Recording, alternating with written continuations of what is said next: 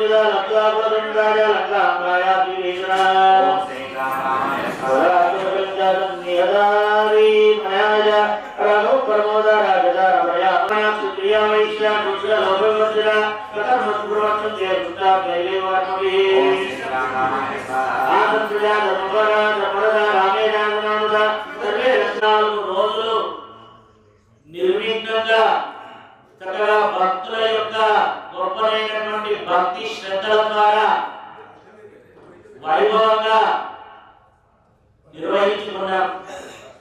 ఈరోజు ఈ యొక్క హోమానికి మహాపూర్ణాహుతి కార్యక్రమం చేసుకుంటున్నాం. ప్రతిరోజు కూడా ఉదయం సాయంత్రం నిత్యాలకు పూర్ణాహుతి చేసుకున్నాం. కానీ ఈరోజు మహాపూర్ణాహుతి రోజు మాత్రమే మనకు తిలకం ఇస్తారు. యజ్ఞకరి అంటాం దాన్ని. ఆ యజ్ఞం పట్టు ఇన్ని రోజులు ఎవరికి ఇవ్వలేదు. ఎందుకని ఏ రోజు ఆ రోజు చేస్తే దాని ఫలితం అనేటువంటిది ఉండదు. అంతా రామాయణం పూర్తయిన తర్వాత చక్కగా ప్రతిరోజు జరుగుతున్నటువంటి విశేషమైనటువంటి సంపూర్ణీకరణంగా జరిగేటువంటి హోమం యొక్క బొట్టు ఈ రోజు మనం తీసుకోబోతున్నాం. ఈరోజు ఇంకా విశేషం ఏంటంటే ఈ పూర్ణావతి మన జగదాచార్యులైనటువంటి శ్రీ శ్రీ శ్రీ త్రిదండి శ్రీమన్నారాయణ రామానుజీయ స్వామి వారి మంగళాకార పూర్ణకంగా అలాగే వారి దగ్గర ఉండబడేటువంటి శ్రీ శ్రీ దేవరాజ రామానుజీయ స్వామి వారి దివ్యమైనటువంటి కర కమలముల ద్వారా పూర్ణావతి మనం నిర్వహించుకోబోతున్నాం. వారు మరికాసేపట్లో మన దేవాలయానికి విచ్చేస్తూ ఉన్నారు. ఆ తర్వాత పూర్ణావతి తర్వాత మనకు స్వామి యొక్క కళ్యాణము పట్టాభిషేక కైంకర్యం నిర్వహించుకోబోతాం. చాలా విశేషమైనటువంటిది. పట్టాభిషేకం అంటే స్వామికి రామాయణ పారాయణం జరిగిన తర్వాత చేసేటువంటి ఒక గొప్పమైనటువంటి ఘట్టం. మామూలుగా పట్టాభిషేకం అంటే రామ కళ్యాణం తర్వాత పట్టాభిషేకం అంటూ చేయరు.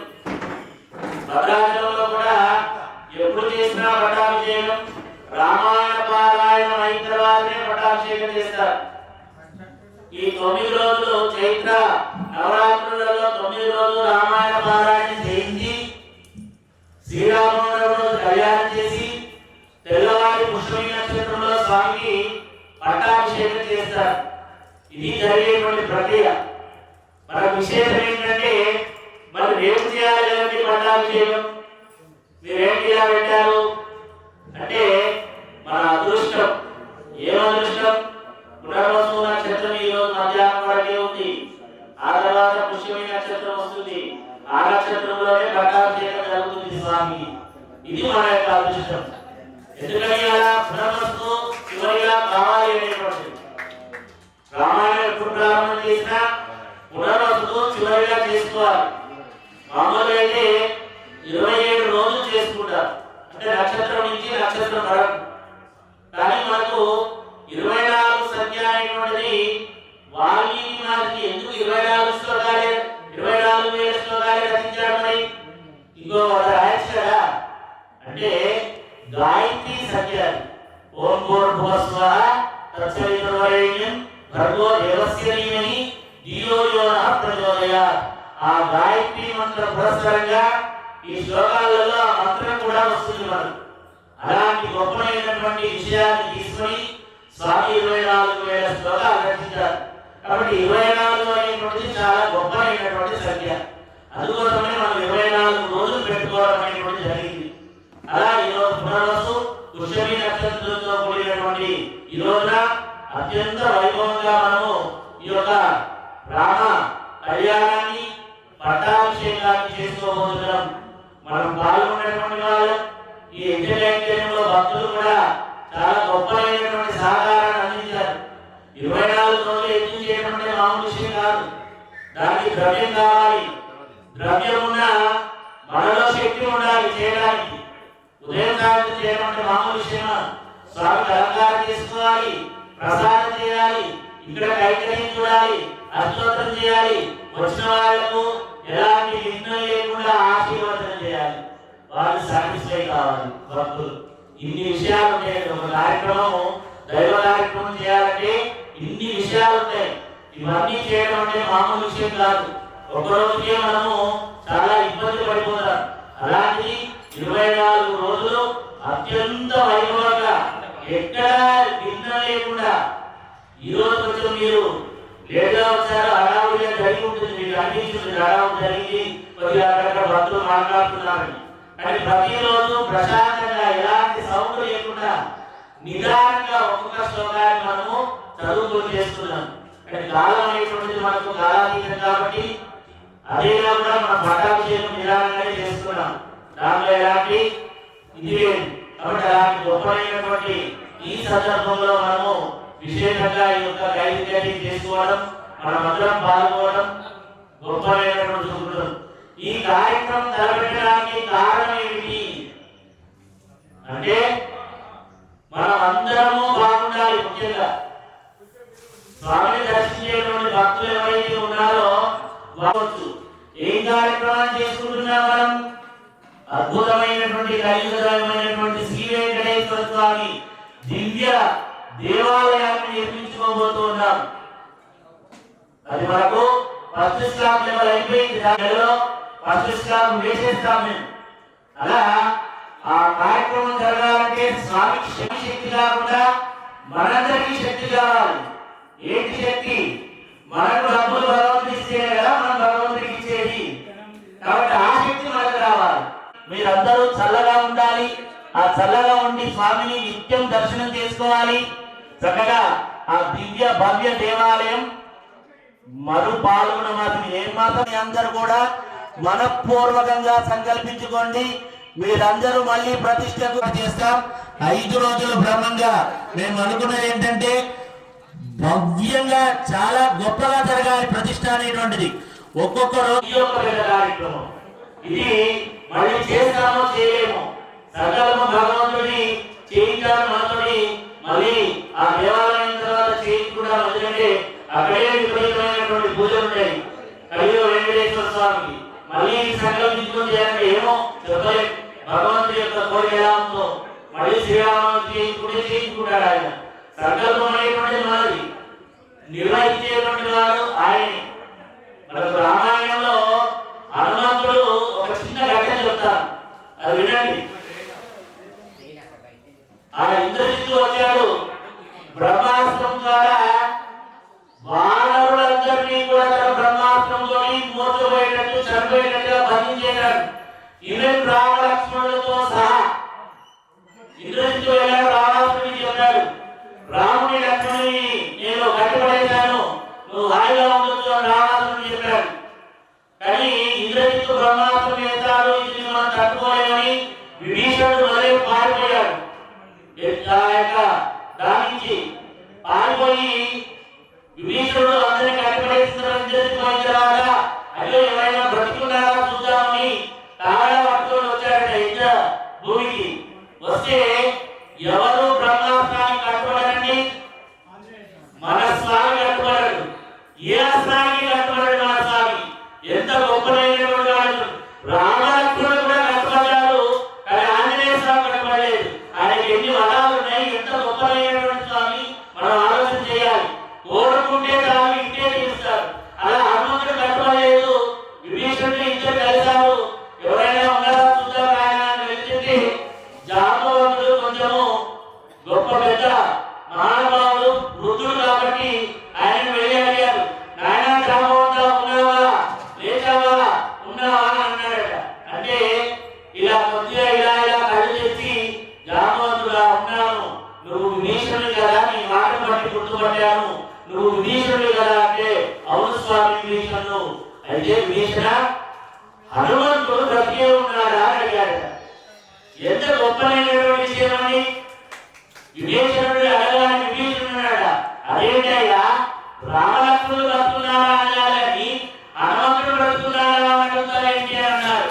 అంటే రామలక్ష్మణుడు తర్వాత హనుమంతుడు బ్రతుకున్నారా చెప్పు అలానే, తాత నేను ఇక్కడే ఉన్నాను, ఆయన గర్వం తెచ్చుకోవాలి నేను గొప్పవాడిని, హనుమంతుడి గురించి అడిగాను, ఇంతమందిలో హనుమంతుడి గురించి అడిగానంటే నేను గొప్పవాడిని గర్వం తెచ్చుకోవాలి. వెంటనే జాంబవంతుడి పాదాలపైన పడి తాత నేను బ్రతికే ఉన్నాను అన్నాడట.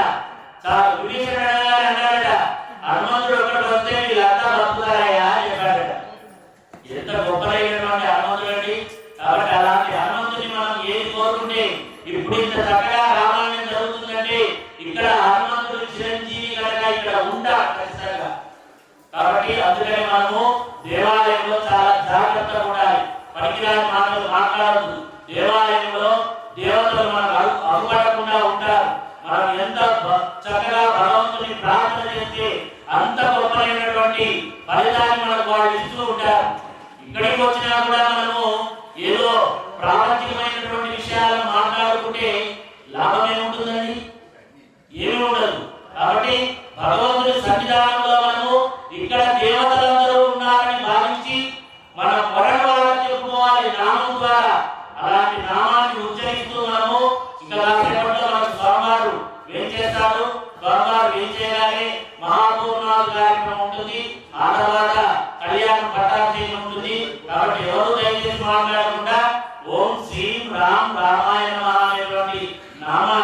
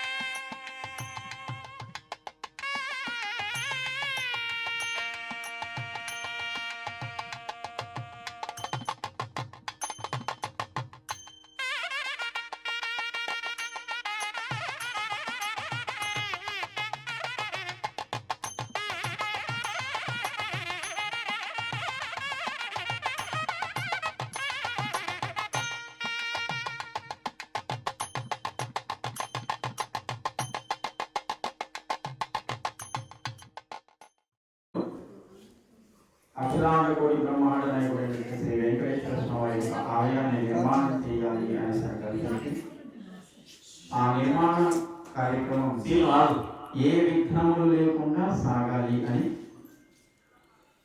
24 రోజులు సంపూర్ణ రామాయణ పారాయణ ప్రయుక్త రామాయణ యజ్ఞాన్ని మీరంతా నిర్వహించుకొని ఈ పూట చివరి రోజు మహాపూర్ణాహుతి కార్యక్రమాన్ని మనం జరుపుకుంటున్నాం. ఇక్కడ 24 రోజులు కూడా సాక్షాత్తు రామచంద్ర ప్రభువు రూపంలో ఆరాధించబడినటువంటి ప్రధాన కలుషం ఏదైతే ఉంటుందో ఆ జలాలని మనం రామ అనుగ్రహంగా మనతో స్వీకరిస్తాం.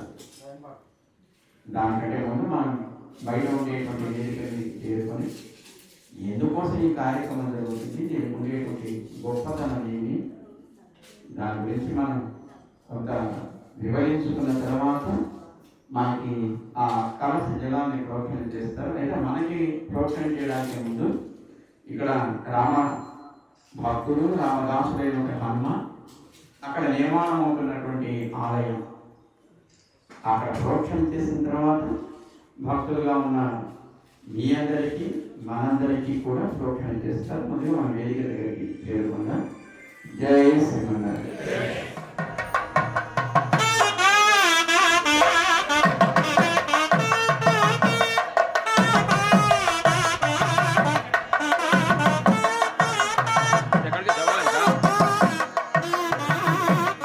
అస్మద్గురుభ్యో నమః. జై శ్రీమన్నారాయణ. ప్రియ బంధువులారా, భగవన్నామంతో ఈనాటి కార్యక్రమాన్ని మనం ఆరంభించుకుందాం.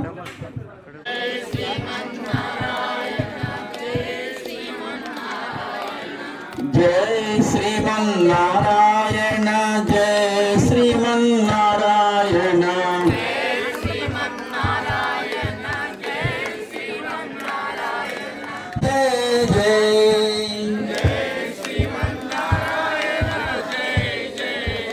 జై శ్రీనారాయణ,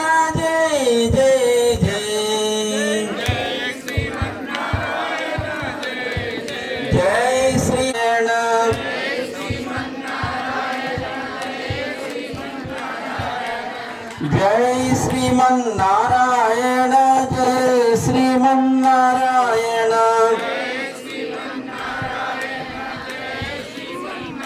జై. కానీ ఆ భగవంతుడి యొక్క ఆగమనాన్ని, ఆలస్యాన్ని మనం భరించలేం కదా, ఆర్తి కలిగిన భక్తులమైన మనం. కనుక స్వామి త్వరగా అర్చారూపంలో మా అందరికీ దర్శనం ఇవ్వవయ్యా.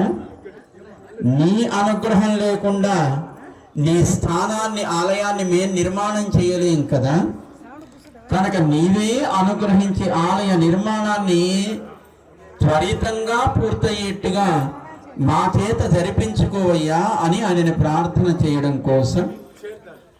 ఈయన కలియుగ దైవం అయితే ఈయనకి మరొక రూపం త్రేతాయుగ సార్వభౌముడైనటువంటి రామచంద్రుడు. కనుక మనమంతా చక్కటి ధార్మికమైనటువంటి జీవనాన్ని గడపడం కోసం భగవద్ అనుగ్రహాన్ని పొందాలని కోరుకుంటున్నా. అలా ధార్మికమైన జీవనం గడపాలి అనంటే దాన్ని ఆచరించి చూపించినటువంటి మహనీయుడు త్రేతాయుగ సార్వభౌముడైనటువంటి శ్రీరామచంద్రుడి యొక్క జీవన చరిత్ర కదా. అందుకోసం రామ అనుగ్రహము, తద్వారా వెంకటేశ్వర స్వామి యొక్క అనుగ్రహము, దానివల్ల త్వరితంగా ఆలయ నిర్మాణం పూర్తి కావాలి అని మనం సంపూర్ణ రామాయణ యజ్ఞ కార్యక్రమాన్ని మన నిర్వాహకులు తలపెట్టారు. 24 రోజులు దాన్ని చక్కగా మీరంతా నిర్వహించుకున్నారు.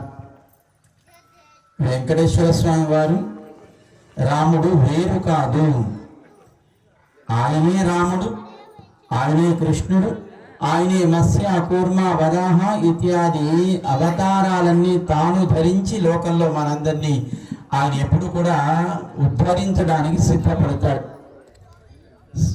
బహూని మే వ్యతీతాని భగవద్గీతలో కృష్ణుడు చెప్పాడు, అర్జున జీవ ఉద్ధరణ కోసం లోకంలో ఎన్నో మార్లు నేను అవతరించానయ్యా. అవతరిస్తూనే ఉంటాను. కనుక అన్నీ నా రూపాలే, అన్నీ నా నామాలే, అన్నీ నేనే అయి ఉంటాను, అంతటా నేనే వ్యాపించి ఉంటాను, అన్నిటిలో నేనే ఉండి నియమిస్తూ ఉంటాను అంతర్యామిగా చెప్పాడు భగవద్గీతలో. ఆ స్వామి తానే రాముడు, తానే కృష్ణుడు, తానే నారసింహుడు, తానే ఈ కలియుగంలో శ్రీ వెంకటేశ్వర స్వామి వారిలా ఆ రూపాన్ని ధరించి లోకాలని తాను రక్షిస్తాడు అని మనకి పురాణాలు చెప్తున్నాయి. అందుకే తిరుమల కొండ మీద స్వామిని నిద్రలేపేటప్పుడు సుప్రభాతం పాడుతారు. ఏమని పాడతారు?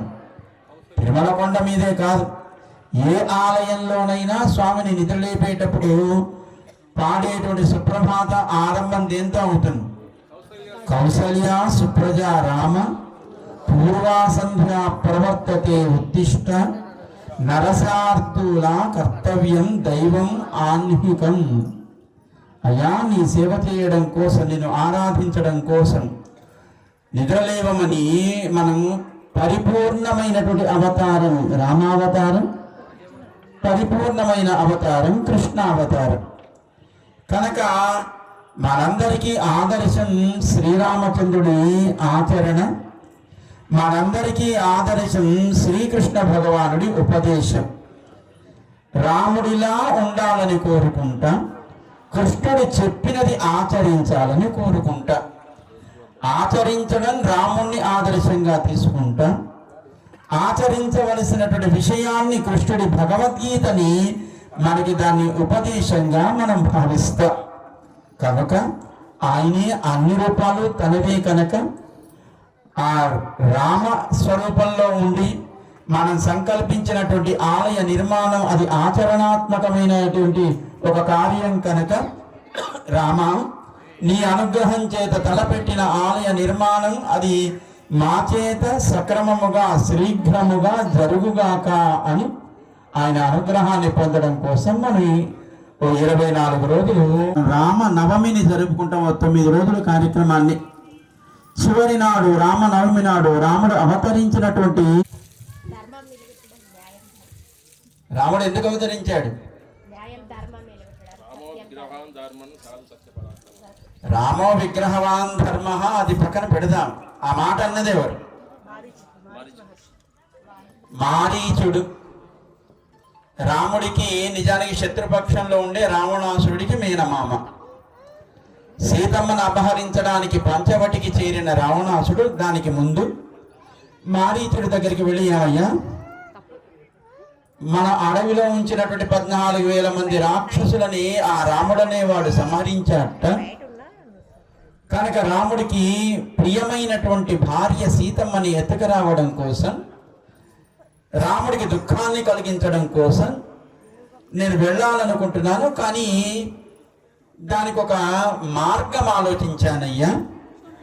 నువ్వు బంగారు లేడి రూపాన్ని ధరించి పంచవటి ఆశ్రమం పక్కలకి చేరితే సీతమ్మ నిన్ను కోరుకుంటుంది, రాముడు లక్ష్మణుడు ఆశ్రమం నుంచి దూరంగా వెళతారు, అప్పుడు నేను సీతమ్మని ఎత్తుకొని వస్తానయ్యా.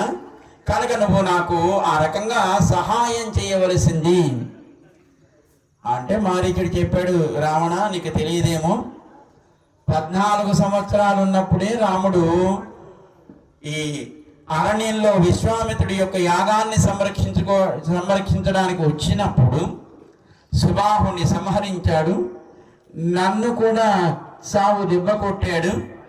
అప్పుడు 14 ఏళ్ల కాలంలో ఆ వయస్సులోనే రాముడు అంత పరాక్రమం కలిగి ఉంటే, ఇప్పుడు 25 సంవత్సరాలు గడిచి రాముడు అరణ్యంలో అప్పటికే 10 సంవత్సరాలు వనవాసం చేశాడు. 25 సంవత్సరాల కాలంలో అరణ్యంలోకి వనవాసానికి వచ్చాడు. సీతమ్మ చెప్పింది అత్రి అనసూయులకి.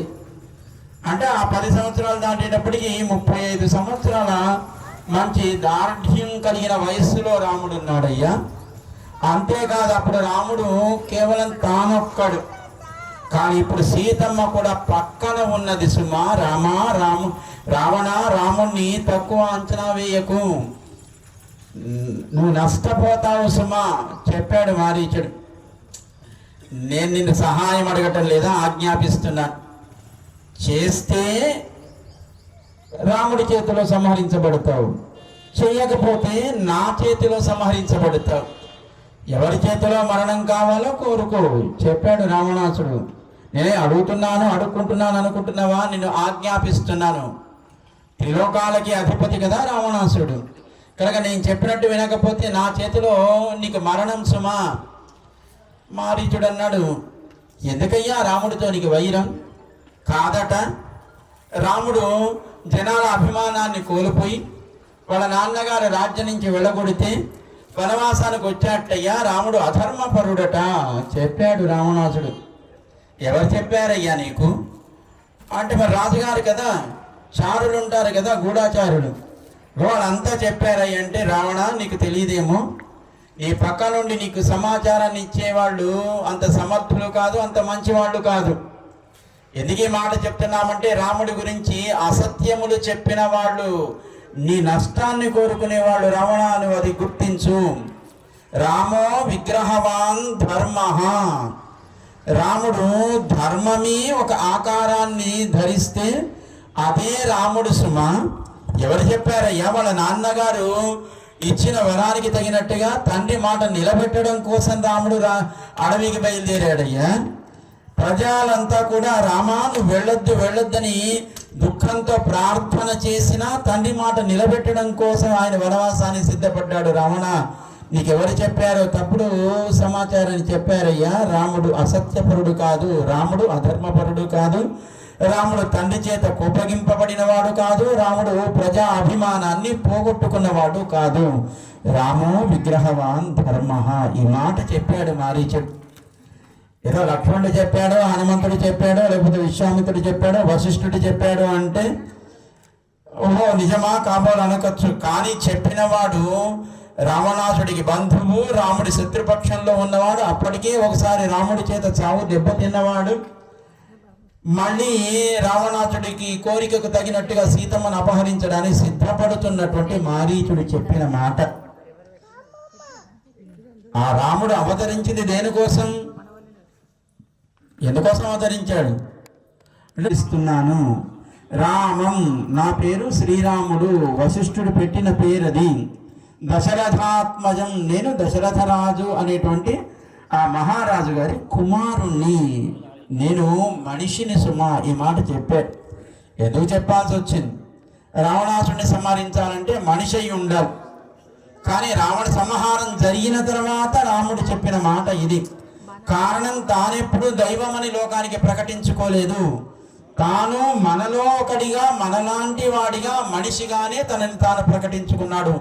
కారణం, ఓహో రాముడు ఇలా ఉన్నాడా, ఆయన దైవం కనుక అలా ఉండగలిగాడు, మనమంతా మనుష్యులం కదా, మనం అలా ఉండలేమని మళ్ళీ మనం రాముడి ఆచరణని మనం ఎక్కడ దాన్ని ఆదర్శంగా తీసుకోమో అని రాముడు తాను కూడా మనిషిని, అంటే ఏ మనిషినా ఇలా ప్రవర్తించవచ్చు, ధర్మాన్ని ఇలా ఆచరించవచ్చు అని లోకానికి తాను ఆచరించి చూపించిన ధర్మాన్ని అందరూ ఆచరింపచేసేట్టుగా చెయ్యాలి అని తనని తాను మనిషిగానే ప్రకటించుకున్నాడు. అందుకే ఆ తర్వాత రావణ సంహారం అయిన తర్వాత రాముడు రాజ్య పాలన చెయ్యలేదు, రాజ్యాన్ని ఉపాసించాడు అని అంటాడు వాల్మీకి. దశవర్ష సహస్రాణి దశవర్ష శతాని చ రామో రాజ్యం ఉపాసిత్వా బ్రహ్మలోకం గమిష్యతి అంటాడు వాల్మీకి. రాముడు 11,000 సంవత్సరాలు పరిపాలన చేశాడు. 1 కాదు 2 కాదు, 11,000 సంవత్సరాలు. అప్పుడు కూడా చాతుర్వర్ణ్యాలు ఉన్నాయి, బ్రాహ్మణ, క్షత్రియ, వైశ్య, శూద్ర. ఇప్పటిలాగా ఎవడు ఒకటి మీద ఒకడు నేను గొప్ప అంటే నేను గొప్పగా అనుకొని వాదులాడుకున్న వాళ్ళు, కొట్లాడిన వాళ్ళు, ఎదుటివాడి నష్టాన్ని కోరుకునేవాళ్ళు, ఎదుటివాడి దుఃఖాన్ని కోరుకునేవాళ్ళు కాదు. ఆ కాలంలో ఏం జరిగినా మనం ఏదైనా వివాదమంతో వారి వారి వర్ణాశ్రమ ధర్మాలని ఆచరిస్తూ, వారి వారి వృత్తులను ఆచరిస్తూ వారంతా ఒక కుటుంబంలా ఉన్నారు. కనుకే రాముడి యొక్క రాజ్యం రామరాజ్యము అని ఇప్పటికీ మనం భావిస్తాం. అలా ఈ లోకం ఉండాలి. ఇప్పుడు మనని పాలకులనే పేరుతో పరిపాలించే వాళ్ళంతా కూడా రాముడిని ఆదర్శంగా తీసుకొని రాముడిలా ప్రజా సంక్షేమమే వారి కర్తవ్యంగా, పాలన అనేది కేవలం అధికారం కోసం కాదు, అదొక ఉపాసన. అంటే నియమముతో ఉండవలను అని వాళ్ళు కూడా రామ అనుగ్రహాన్ని పొంది వాళ్ళు కూడా అలా ఉండాలి అని కోరుకుంటూ మనం సంపూర్ణ రామాయణ యజ్ఞాన్ని మనం జరుపుకున్నాం. ఎప్పుడైతే ధర్మం అది ఆచరింపబడాలో, ఎప్పుడైతే ధర్మం లోకంలో మన చేత ప్రవర్తించబడాలని కోరుకుంటామో దానికి ఆధారంగా ఆలయాలు కావాలి. ఆలయాలు ఉన్న ప్రాంతమే ధర్మాచరణకి నిజమైనటువంటి స్థానాలుగా ఉంటాయి. ఎందుకంటే లౌకికమైన జీవితంలో ఆవేశాలు, స్వార్థపూరితమైన ఆలోచనలు ఉన్నప్పటికీ ఎప్పుడైనా మనం ఆలయానికి వెళ్ళినప్పుడు అవన్నీ పక్కన పెట్టి మనలో ఒక మంచి బుద్ధి ఏర్పడుతుంది, త్యాగ బుద్ధి ఏర్పడుతుంది. చూడండి, ఎప్పుడైనా మీరు మార్కెట్కి వెళ్ళి ఓ డజన్ అట్టిపళ్ళు కొనుక్కొని వచ్చారనుకోండి ఇంటికి, ఇప్పుడు ఎంత ఉన్నాయి డజన్? 100, 60 ప్రాంతాన్ని బట్టి వాటిని బట్టి సరే 60-70 రూపాయలు పెట్టి మనం అట్టిపళ్ళు కొనుక్కొని 12 తెచ్చుకున్నాం ఇంటికి. ఏం చేస్తారు?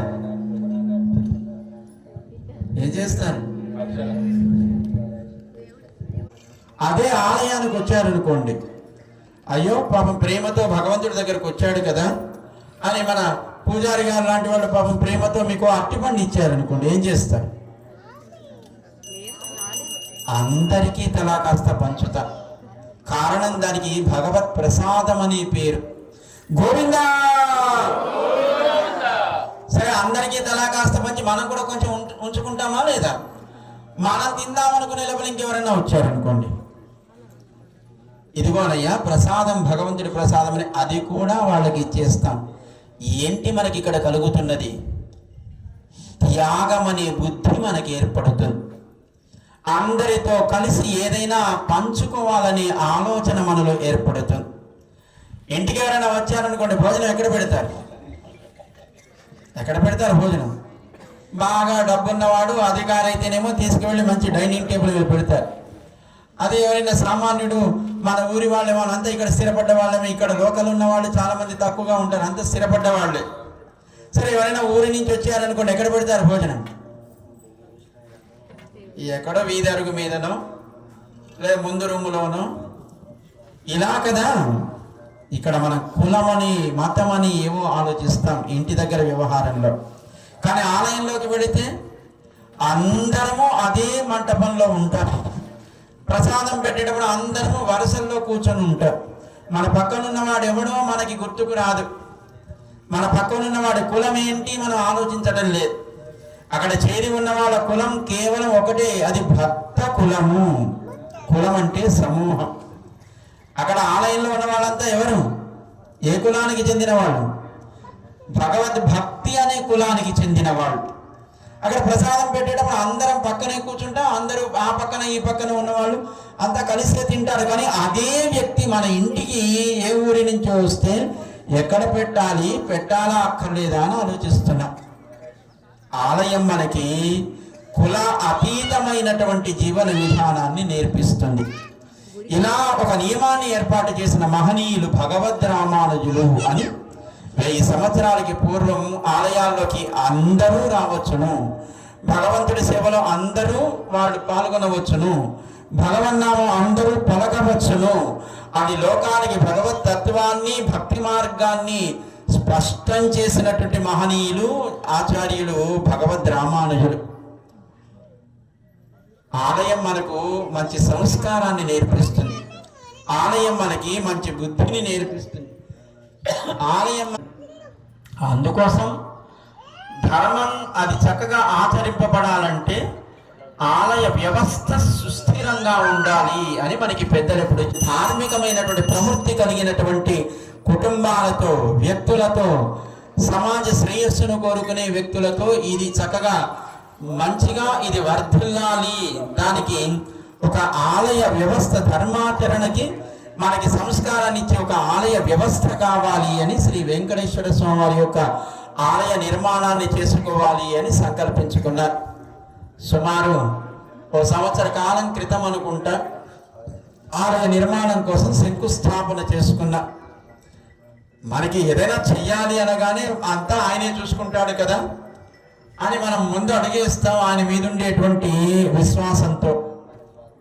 కానీ ఆయన అనుగ్రహం ఎప్పుడు ఉంటుంది.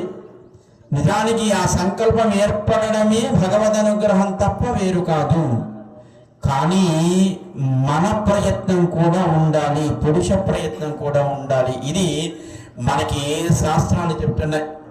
అన్నీ ఆయనే చూసుకుంటాడండి అంటే శంకుస్థాపన మనం చేయక్కర్లేదు, పిల్లర్స్ నిర్మాణం మనం చేయక్కర్లేదు, గర్భాలయ నిర్మాణం మనం చేయక్కర్లేదు, ఆలయ నిర్మాణం మనం చేయక్కర్లేదు, దాని ప్రతిష్ట మనం చేయక్కర్లేదు, భగవంతుని మనం ఆరాధించక్కర్లేదు. ఆయన ఆరాధించాలంటే దానికి తగినటువంటి వ్యవస్థని మనం భక్తి ఉన్నవాళ్ళం అనుకుంటున్నాం కనుక అది మనం చేస్తేనే దానికి ఆయన అంగీకరిస్తాడు. ఆయనే నిర్మాణం చేసుకోవాలనుకుంటే ఏ బండకో ఏ గుండుకో ఆయన ఓ రూపం ఏర్పడుతుంది. మీరు పట్టించుకున్నా పట్టించుకోకపోయినా, ఎవడు వచ్చినా రాకపోయినా అన్ని చోట్ల తానే ఉంటాడు కనుక ఎక్కడో ఒక చోట ఓ భక్తుడు ఆయన ఎక్కడో చోట ఆరాధిస్తాడు కనుక మనం ఆరాధన చేస్తే పాప ఆయనకి అయ్యో ఈ పూట భోజనం లేదే, అయ్యో ఈ పూట మనకి పుష్పార్చన లేదే, అయ్యో ఈ పూట మనకి మాల వేసేవాడు లేడే, అయ్యో ఈ పూట మనకి అర్ఘ్యపాద్యాది ఆచమనాలు ఇచ్చేవాడు లేడే అని గతి లేక భగవంతుడు మన కోసం రావటం లేదు. దీని మనకి వెంకటాచల ఇతిహాసమాల అని తిరుమల యొక్క వైభవాన్ని ప్రకటించేటువంటి ఒక గ్రంథం మనకి స్పష్టం చేసేది. తిరుమల ఆలయాన్ని నిర్మాణం చేసింది ఎవరు? తిరుమల ఆలయాన్ని నిర్మాణం చేసింది ఎవరు? తొండమాన్ చక్రవర్తి, ఆకాశరాజు గారి తమ్ముడు.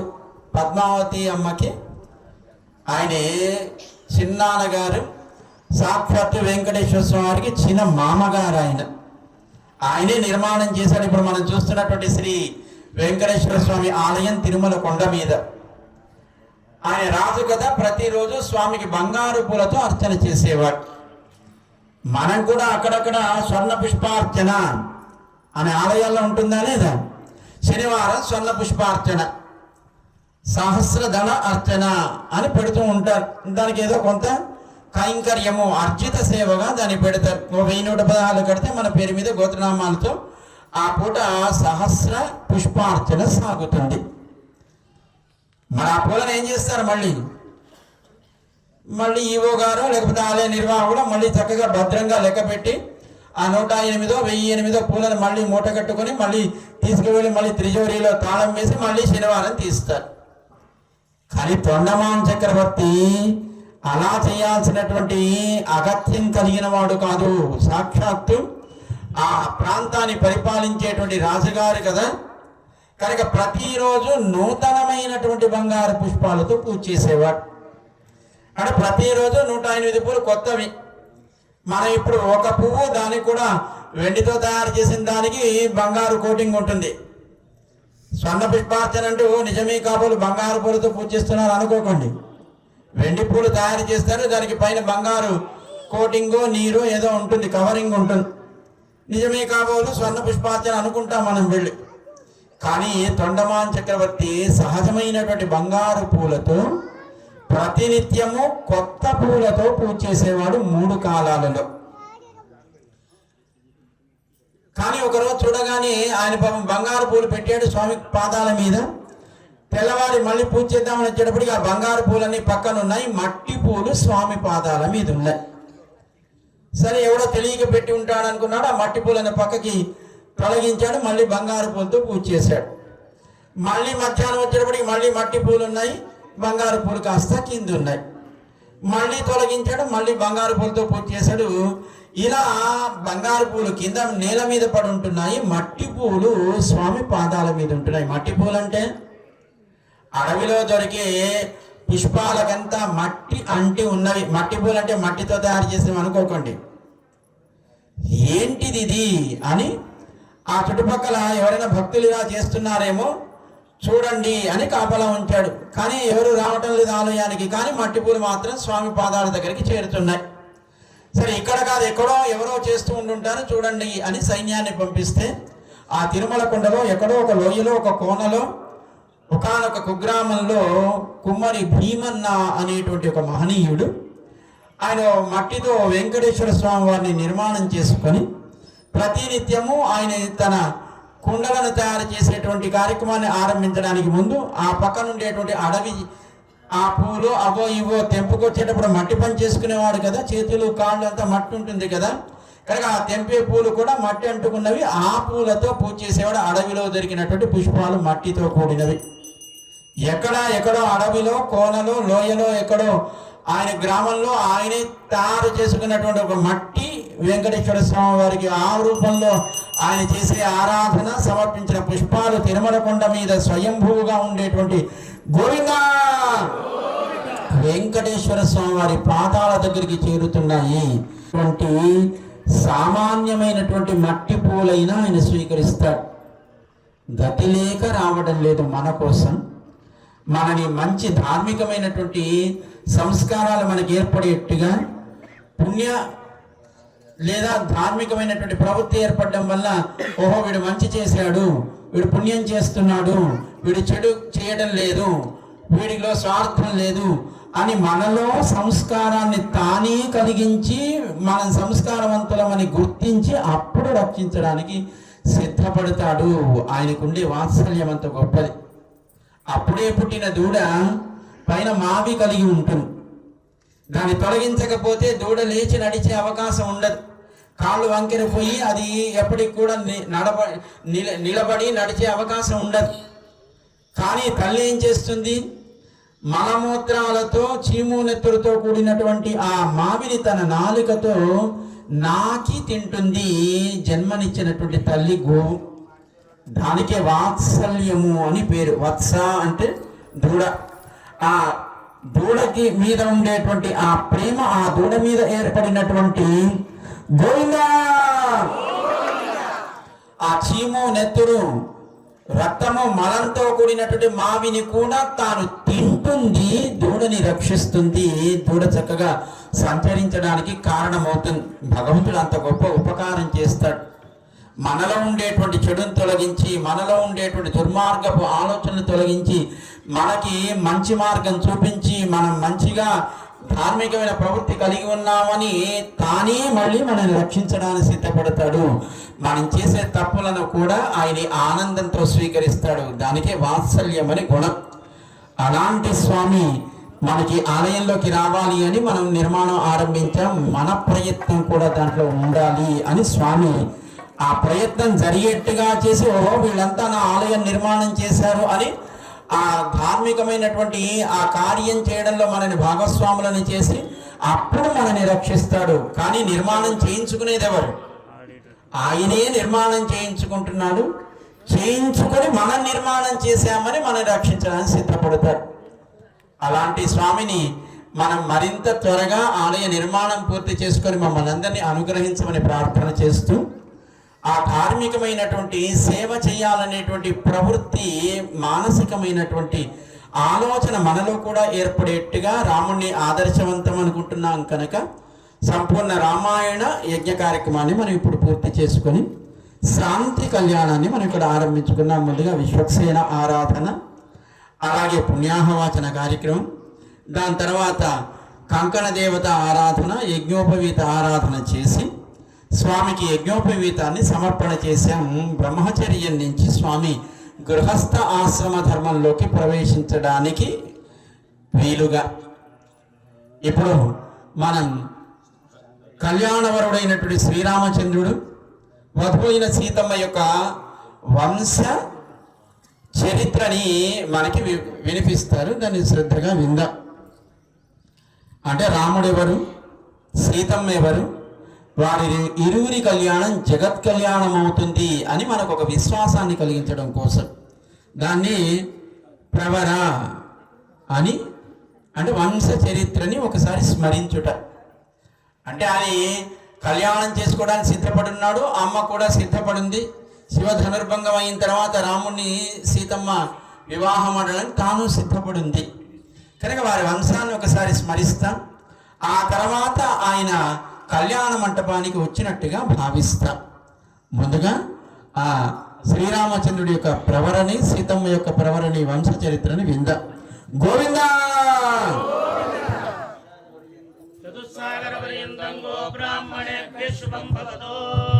వశిష్ఠమైత్రావరుణకౌండిన్యత్రయార్యవరాన్విత వశిష్ఠగోత్రోద్భవస్య నాభాగమహారాజవర్మణో క్రమంలో నాభాగ మహారాజు ఆయన రామచంద్రుడికి ముత్తాత గారు, అజమహారాజు రామచంద్రుడికి తాతగారు, దశరథుడు ఆయనకి తండ్రి. సాక్షాత్తు శ్రీరామచంద్రుడు ఇక్ష్వాకు వంశ కులతిలకుడిగా లోకంలో అవతరించాడు. కానీ ఈ మధ్యకాలంలో అదేంటండి, ఇది చెప్పకుండా అచ్యుత గోత్రోద్భవాయ వాసుదేవ పరబ్రహ్మ శర్మణో నత్రాయ వాసుదేవ శర్మణ పౌత్రాయ, అలాగే ప్రద్యుమ్న శర్మణ పుత్రాయ అని చెప్తున్నారేంటి అని దాని గురించి కూడా మనకి లోకంలో కొన్ని వాదనలు ఉన్నాయి. త్రేతాయుగ సార్వభౌముడైనటువంటి రాముడు ఉన్న కాలంలో మనం కళ్యాణం చేసుంటే మనం అది చెప్పాలి. ఏది, నాభాగ మహారాజు గారి మునిమనుమడు, అజమహారాజు గారి మనమడు, అలాగే దశరథ రాజుగారి కుమారుడు. కానీ ఇప్పుడున్న రాముడు ఎవరు? ఇక్కడ ఉన్న రాముడు ఎవరు? అర్చారూపంలో విగ్రహ రూపంలో ఉన్న రాముడు.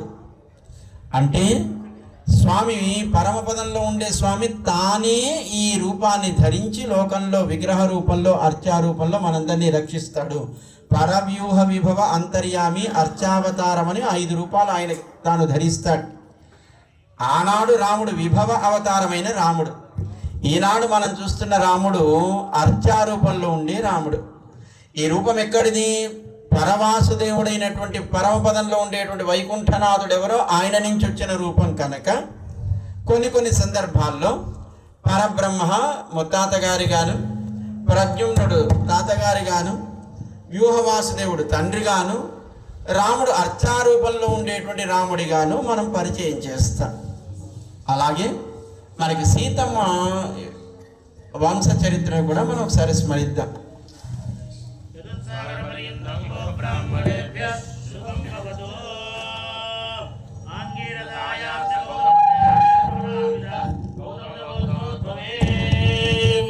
స్వర్ణరోమ మహారాజవర్మణోనత్రే చతుస్సాగర పర్యంతం గో బ్రాహ్మణేభ్య శుభం భవతు. ఆంగీరథ ఆయాత్య గౌతమత్రయార్య ప్రవరాన్విత గౌతమత గోత్రోద్భవే రస్వరోమ మహారాజవర్మణ పౌత్రే చతుస్సాగర పర్యంతం గో బ్రాహ్మణేభ్య శుభం భవతు. ఆంగీరథ ఆయాత్య గౌతమత్రయార్య ప్రవరాన్విత గౌతమత గోత్రోద్భవే జనక మహారాజవర్మణ పుత్రే చతుస్సాగర పర్యంతం గో బ్రాహ్మణేభ్య శుభం భవతు. ఆంగీరథాయాత్మ గౌతమత్రయార్య ప్రవరాన్విత గౌతమత గోత్రోద్భవే సాక్షాత్ లక్ష్మీ స్వరూపిణీ సీతాదేవీ నామ్ని ఇమాం కన్యా. మనకి జనక మహారాజు గారి వంశం గోత్రం ఆంగీరస గోత్రం. ఆంగీరస గోత్రోద్భవి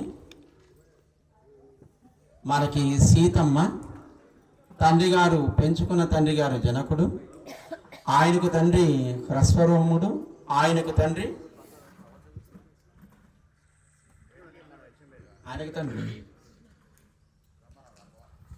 ముత్తాత గారు సీతమ్మకి స్వర్ణరోముడు, ఆయనకి కుమారుడు హ్రస్వరోముడు, ఆయన కుమారుడు శీలధ్వజుడు అని ఆయనకి జనక మహారాజు అని పేరు.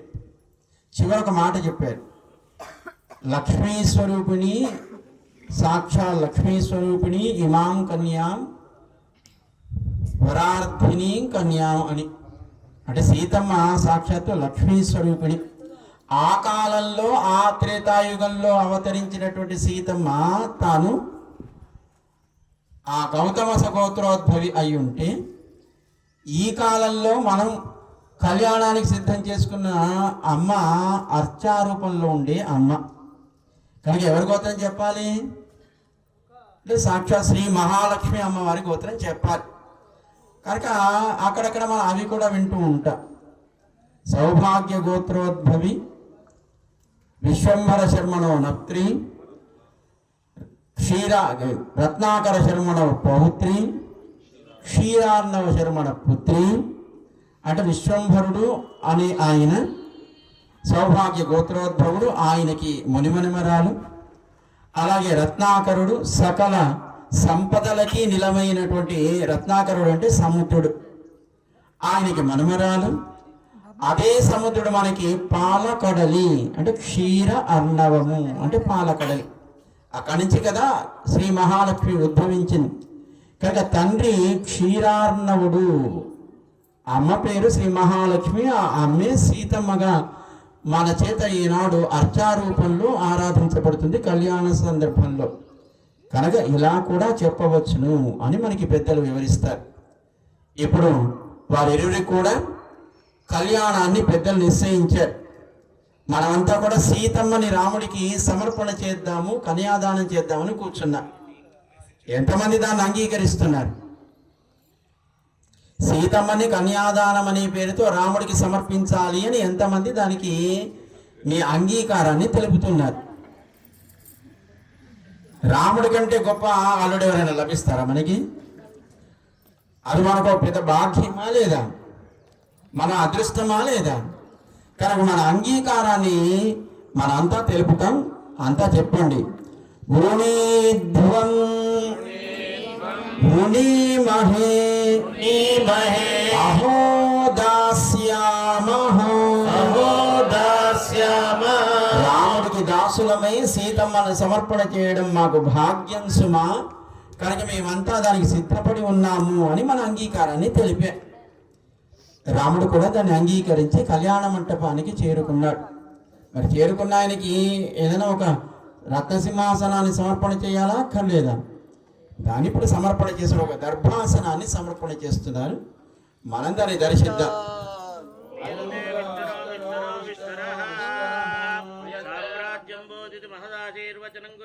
సామ్రాజ్యం భోజ్యం స్వరాజ్యం వైరాజ్యం పారమేశ్వరాజ్యం మహారాజ్యమాధిపత్యమయం.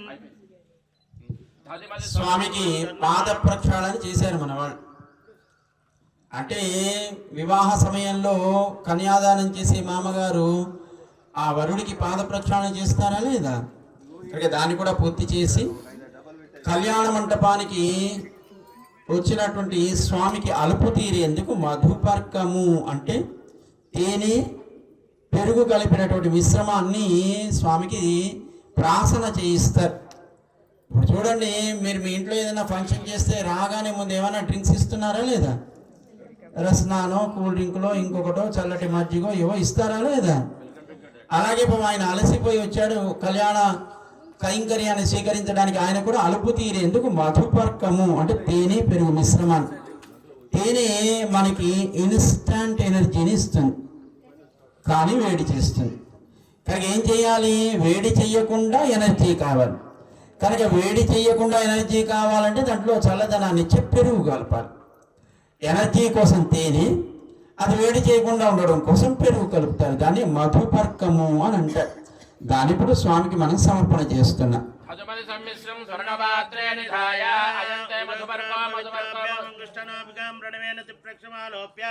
అయంతే మధుపర్కో మధుపర్కో మధుపర్కః అమృతమధునో మదవ్యం పరమన్నాద్యం వీర్యం దేహనాం మదనో మదవ్యేన పరమాన్నాద్యేన వీర్యేన పరమో నాదో మధువ్యో దానే తదిక్రావన్నో కార్యం జిష్ణారస్వస్య భాజనః అమృతాభిదానమిదమప్రీత్వా.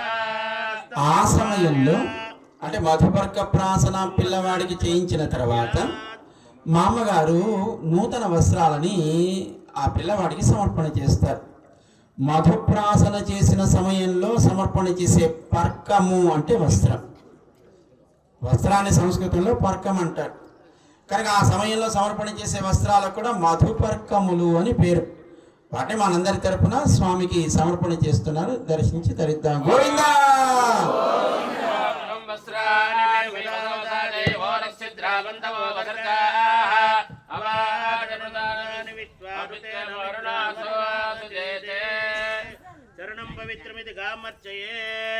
వివాహ సమయంలో ఒక గోవును ఆరాధన చేసి దాన్ని వదిలేస్తారు భగవంతుడి పేరు మీద. ఇప్పుడు అది చేయడం లేదనుకోండి, మానుష వివాహాల్లో కూడా మళ్ళీ గోవును ఆరాధించాలంటే మళ్ళీ ఒక్క పెట్టి దాన్ని ఆరాధిస్తారు. ఇక్కడ కూడా మనం ఒక వక్క మీద గోవును ఆవాహన చేసి దాన్ని ఆరాధన చేసి దాన్ని విడిచిపెడుతున్నట్టుగా ఒక వైదికమైన ప్రక్రియను చేస్తారు.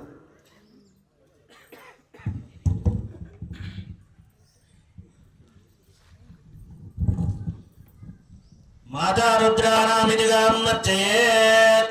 ఓం మాతా రుద్రాణాం దేదావధోనాం సత్స్వాదిత్య నామృతచ్చరామే ప్రణవోదకిందుజయ జనాయ భగవానామది దంపతిత్త పిబదోదకం దున్యాన్యతో ఓముచ్ఛ్రుతదిగముఖం పూర్తుం వితృజేత్. సిద్ధమన్నమిత్యుక్త్వా తదో దైవజ్ఞిగా విడిగాదులమంత్రేణ ముహూర్తమార్గమోలోక్య రాత్రో నక్షత్రమార్గమోలోక్య మధ్య విడిగాన్యదాయ దేవ. ఆ తర్వాత సీతమ్మ వారికి రామచంద్రుడికి మధ్యలో ఒక తెరను ఉంచుతారు. సుముహూర్తం ఆసనమయ్యే సమయానికి సీతమ్మని వేదిక మీదికి తెచ్చి రాముడి ముందు ఎదురుగా కూర్చోపెట్టి అభిముఖంగా ఆ మధ్యలో ఒక తెరను ఉంచుతారు. ఎప్పుడైతే జీలకర్ర బెల్లం సుముహూర్తంలో సమర్పణ చేస్తారో అప్పుడు ఆ తెరను తొలగిస్తారు.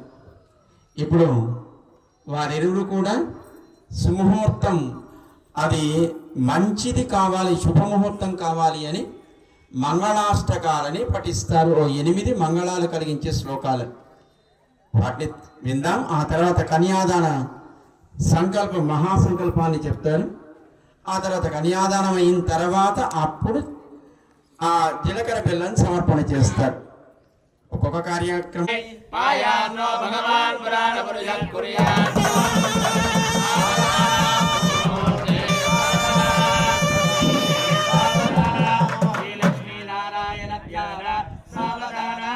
శ్రీరంగే గరుడాచలే యతిగిరౌ సింహాచలే మందిరే వైకుంఠే కనకాచలే యతిగిరౌ నారాయణాఖ్యాచలే లోకాలోక మహాచలే శ్రీజో పుణ్యాచలే శాశ్వతః. పాయాన్నో భగవాన్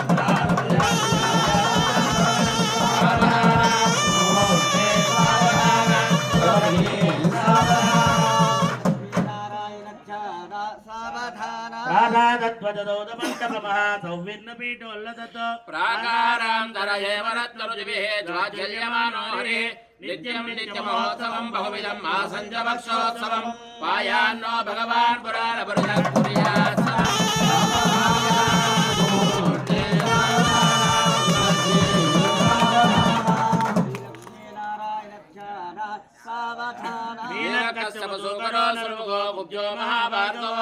రామో యాదవనాయకో బలసగా శ్రీకృష్ణ కల్పాక్మయః లోకానాం పరిపాలనాయ జనతో దేవో జగద్రక్షకః. పాయాన్నో భగవాన్ పురాణ పురుషం కుర్యాత్.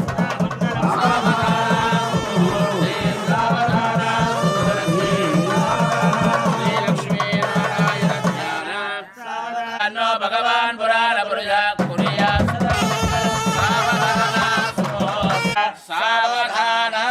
శ్రీరామానుజ భట్టరార్య జటగోప అనంత శంకర. కానీ ఆ అనాదిగా మన ఈ శరీరాలను మారుస్తూ సాగుతుండేటువంటి ఈ ప్రయాణం ఎప్పుడు ఆరంభమైందో మనతో పాటు భగవంతుడు చేసినటువంటి సకల సృష్టిని ఒకసారి ఆ సమయాన్ని స్మరించేటప్పుడు స్మరిస్తారు. ఆయన చేసిన ఉపకారాలను స్మరిస్తారు. దాన్ని మహాసంకల్పము అని పిలుస్తారు. దాన్ని మనం ఇప్పుడు శ్రద్ధగా విందాం. దాని తర్వాత కన్యాదాన సంకల్పాన్ని చెప్తారు. దానికి ఉండే ఫలం ఏంటో కూడా మళ్ళీ చెప్పుకుందాం. ముందుగా ఆ మహాసంకల్పాన్ని శ్రద్ధగా మనంతా విందాం. అదానంద వేర్యస్య మదాదిన ప్రతిష్ఠితస్య అతల వితల సుతల తలాతల రసాతల మహాతల పాతాళాది సప్తలోకానాం ఉపరితలే ప్రతిలోమేన భూలోక భువర్లోక సువర్లోక మహర్లోక జనోలోక తమోలోక సత్యాదిలోకానాం మధోభాగే మహానారాయమాన వనిరాజరాజేతస్య రాత్రవనా మండల మండితే ఐరావత పుండరీక వామన కుముదాంజన సాధన సుప్రదీకాఖ్యాస్తండి జుండా తండో తంబిదే లోకాలోక జలవరయుతే లవనేక్షురా సర్పిత దిక్షీర సుద్ధోక వారణై పరిపృజే జంబో ప్రక్ష కృజో జాగజాన్మల పుష్కరాజ్య सप्तविरावृते अमरावती जोवती अंबोवती रैवती सिद्धवती साध्यवती गांधर्वच्च कालवती प्रभृति पुण्यपत्नी प्रकाशिते इंद्राग्नियमनैर्दिवर्णवायु कुबेर ईशान्य दक्षदिक्पालकै पालिते लोकालोक पर्वतैरावृते माहेन्द्रमलय सख्यमति वृक्षवति विन्ध्यपारिजातादि सप्तकुलाचलैः मतङ्गैरण्यशृङ्गमालिवत्किष्किञ्चरुष्टशृङ्गाख्य पञ्चदशपर्वताधिष्ठिते अंगवंग कलिंग काश्मीर कांबोज सौवीर सौराष्ट्र महाराष्ट्र मगधमाल नेपाल केरल चोल पांचाल गौल मलयाल सुम्मल द्राविड कर्नाट नाटक राडबाण अंडपांड्य बुंद्य वेणी बौद्ध भीमरथी तुंगभद्रा रेणुका मलाबहारिणी सरस्वती कृष्णवेणी बौद्ध भीमरथी तुंगभद्रा रेणुका मलाबहारिणी कावेरी कृष्णमाला साम्प्रवन्नी विजोका कौजगी गंडकी विचित्रा राज्यवी दरयोदर्वपापा उजावती बलगुनि करदोय पुण्यनदी परित्यानदेक पुण्यनदी पवित्रते अयोध्या मधुरा माया काची कांची अवंति गावरी द्वारवर्ती प्रवृत्ति पुण्यपत्तनै विराजिते इंद्रगजेर ताम्रगवत्तिनागतौम्य गंधर्व चारण भारताख्य नववर्षे अधिष्ठिते प्रत्येकं सहस्रयोजने विस्तारिते भारत किंपुरजैरावृत गुरुभद्रात्मक रमणगमन्दारण केतुमाल नामक नवगण्डमण्डिते दंडक विंध्या चंपक बदरिका नौजदे गोदेवता कारुण्यायिते महाधरोरुगारे पंचजोडी विस्तीर्ण भूमंडले लक्षयोजन विस्तीर्ण जंबोद्वीपे समेरुनित हेमकोटि माजलानां हरिवर्ष किंपुर्ज वर्जोच्च दक्षिणे सेतुमंदमलयोच्चरे सहस्रयोजन विस्तृते वर्धवर्जे भरतखंडे प्रजापति क्षेत्रे कर्मभूमौ अयोध्या काशी कुरुक्षेत्र गयप्रयाग कांची श्रीरंग वेंकटाचलादि पुण्यक्षेत्रे गंगा गौतमी तरयु नर्मदादि पुण्यनदी पिच्च विराजिते समभूमध्यरेखायाः पूर्वदिग्भागे भूप्रविष्ट जोडपर्वतस्य 23 मूर्ति विस्तारस्य मेरोर्दक्षिणदिग्भागे श्रीपूजावल्लिक संश्लेषक्रान्तमीनस्तनाम्बोज पत्रावल्याञ्चितोरस्य श्रीमदादिनारायणस्य नाभितरोजे विराजमानस्य सकलोत्पत्त्येतोः परब्रह्मण नियुक्त भृगुकुलस्य परः प्रत्यंगिरो मरीच्यति दक्षवशिष्टाख्य नवब्रह्मण तेजां मध्ये कारणब्रह्मणः परमायुर्वर्षशतं तदर्थेयादे प्रथमवर्षे प्रथममासे प्रथमपक्षे प्रथमदिवसे वयन द्वितीयामे तृतीये मुहूर्ते त्रयोदशघटिकाधिक्रान्त द्विचत्वारिंशद्विघटिकाः पार्थिवकल्प कूर्मकल्प ब्रह्मकल्प वराहकल्प सावित्रिकल्पानां मध्ये श्रीश्वेतवराहकल्पे स्वायंभुव सारोचित नवमे बौद्धावतारे अष्टाविंशतमे महायुगे सप्तदशालक्षाष्टाविंशतयुगे दयाते द्वादशलक्षाचन्नवतिसहस्रपरि त्रेतायुगे दयाते अष्टलक्षाचतुष्षष्टि सहस्रपर्विदे द्वापरयुगे दयाते चतुर्लक्षाद्वात्रिंशत्सहस्रपर्विदे कलियुगे प्रथमपादे युधिष्ठिर विक्रमार्क जालिवाहन विजयावनन्दन नागार्जुनादि षट्चक्रेषु तृतीये जालिवाहनजगे अस्मिन् वर्तमानेन व्यवहारिकचान्द्रमानेन प्रभवादि षष्टिसंवत्सराणां मध्ये स्वस्ति श्री विश्वावतो नाम संवत्सरे उत्तरायणे शिशिरऋतौ फाल्गुणमासे शुक्लपक्षे द्वादश्यायां वादरावादरे स्थिरवादरे पुनर्वसु नक्षत्रे शुभतिथौ शुभकरणे एवं गुणविजयजन विशिष्टायाम् अस्यां शुभतिथौ అంతా చెప్పండి. మమ అనాది అవిద్య వాసనయా ప్రవర్తమానే అస్మిన్ సంసార చక్రే మహతి నానాయోనిషు జనిత్వా కేనాపి భాగ్య విశేషేణ ఇదానీం మనుష్య జన్మ ప్రాప్తవతః మమ జన్మ ప్రభృతి ఏతత్ క్షణపర్యంతం కృతానాం నవవిధానాం మహాపాతక ఉపపాతక ఆదీనాం సద్యః अपनोदन द्वारा श्री रामचंद्र स्वामी प्रियता मम अनादि अविद्यावासनया प्रवर्तमाने अस्मिन् संसार चक्रे मनुष्य जन्म प्राप्तवतः ఇగో ఇప్పుడు ఒక మానవ శరీరాన్ని మానవ జన్మని నేను పొందగలిగాను పూర్వజన్మ సుకృతం చేత. అయితే మమ జన్మ ప్రభృతి ఏతత్ క్షణపర్యంతం అంటే ఈ శరీరాన్ని ఈ జన్మను పొందిన దగ్గర నుంచి ఏతత్ క్షణపర్యంతం ఈ క్షణం వరకు. ఏ క్షణం వరకు? కన్యాదానం చేయడానికి సిద్ధపడే క్షణం వరకు. కృతానాం నవవిధానాం మహాపాతక ఉపపాతక ఆదీన, ఎన్నో పాపాలు ఎన్నో చెడు పనులు చేసుంటాం. ఇవన్నీ కూడా కర్మను పెంచేవి కదా. వీటన్నిటి నుంచి మనకి విముక్తి కలగాలంటే ఏం చేయాలి? సద్య ఇప్పటికిప్పుడు దాని నుంచి విముక్తి కలగాలంటే ఏం చేయాలి? ఈ జన్మనే కాదు, ఇప్పటిదాకా మనం మార్చిన జన్మలలో చేసినటువంటి పూర్వజన్మ సుకృత దుష్కృతములతో కూడినటువంటి కర్మ ఏదైతే ఉందో అది తొలగాలంటే అపనోదన ద్వారా అంటే నీటి ద్వారా రామచంద్ర ప్రియతాం కన్యాదానం అహంకరిషే, రాముడికి ప్రీతి కలిగేట్టుగా సీతమ్మని కన్యగా స్వామికి రాముడికి నేను సమర్పణ చేస్తున్నాను. ఇలా సమర్పణ చేయడం వల్ల నేను ఇప్పటిదాకా ఈ జన్మలలో చేసిన పుణ్యపాపరుపోయిన కర్మ పూర్తిగా తొలగుతుంది అని మనం కన్యాదానం చేస్తాం. ఆడపిల్లకు ఉండే గొప్పతనం అది. మగపిల్లవాడు పుడితే ఆస్తికి వారసుడు అవుతాడో కాదో మనకి పక్కన పెడదాం. ఏదో శాస్త్రం ఒక మాట చెప్పి 64 నరకాల్లో నరకం ఉంది, పుత్ అని దానికి పేరు. కుంభీపాకం, అసిపత్రవనం, ఇలా 64 పేర్లు ఉన్నాయి, 64 నరకాలు. దీంట్లో పుత్ అనేది ఒక నరకం. ఈ నరకాన్ని నుంచి ఆ పిల్లవాడు మగపిల్లవాడైతే వాడు చేసేటువంటి ఆ కర్మకాండ వల్ల ఆ తల్లిదండ్రులకి ఉత్తమ గతులు కలుగుతాయట. ఆ ఒక్క నరకం నుంచి వాళ్ళు తప్పించుకోగలుగుతారు. పున్నామ నరకం నుంచి వీడు వాళ్ళని బయటికి తీస్తాడట. వాడు ఆ తర్వాత చేసే కర్మ వల్ల పున్నామ నరకం తొలగుతుందో లేదో తెలియదు, కానీ ఉన్నప్పుడు మాత్రం ప్రతిరోజు నరకాన్ని అయితే చూపించే కొడుకులు కూడా ఉన్నారా లేదా? కానీ ఆడపిల్ల ఏం చేస్తుంది? ఈ ఇంటికి ఆ ఇంటికి ఎక్కడ గౌరవం తగ్గకుండా అటు మెట్టినింటికి ఇటు పుట్టినింటికి చక్కగా సమన్వయం చేస్తూ వంశ వృద్ధి చేస్తుంది. అంతేకాదు, ఏదో ఒక నరకం నుంచి తల్లిదండ్రులు తప్పించుకోగలుగుతారు మగపిల్లవాడు కర్మ చేస్తే. కానీ కన్యాదానం చేస్తే అసలు ఏ లోకాలతో సంబంధం లేకుండా పుణ్యపాపరుపైన కర్మ పూర్తిగా తొలగి పరమపదానికి మోక్షాన్ని చేరుతారట. కన్యాదానం చేసినటువంటి తల్లిదండ్రులు కన్యని దానం చేస్తే కలిగే ఫలం ఇది. ఈ మాట ఎందుకు చెప్తున్నామంటే తాను ఒక కన్య అయి అత్తగారిగాను లేదా ఆడబిడ్డగాను లేదా జన్మనిచ్చే తల్లిగాను మగపిల్లవాడు కావాలని కోరుకుంటారు తప్ప మరొక కన్యకి జన్మనివ్వాలని కోరుకొని కాలం ఇది. అవునా కాదా? ఎవరన్నా గర్భవతిగా ఉన్న అమ్మాయిని డాక్టర్ అడిగింది అనుకోండి, ఏ పిల్లవాడు కావాలంటే మగ పిల్లవాడైతే బాగుండండి, మరి నువ్వే లేకపోతే మరొక సంతానానికి జన్మనివ్వలేని స్థితి కదా.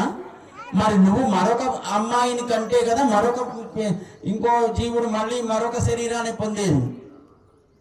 ఇప్పుడు ఏమైపోయింది?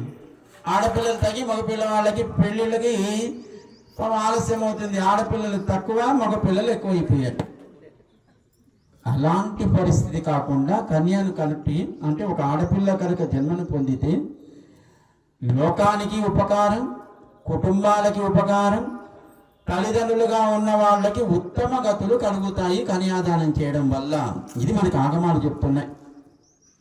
మరి నిజమేనండి, మాకు అంతా మగపిల్లలే, మాకు ఆడపిల్లలు లేరు, మరి మేమేం చేయాలి?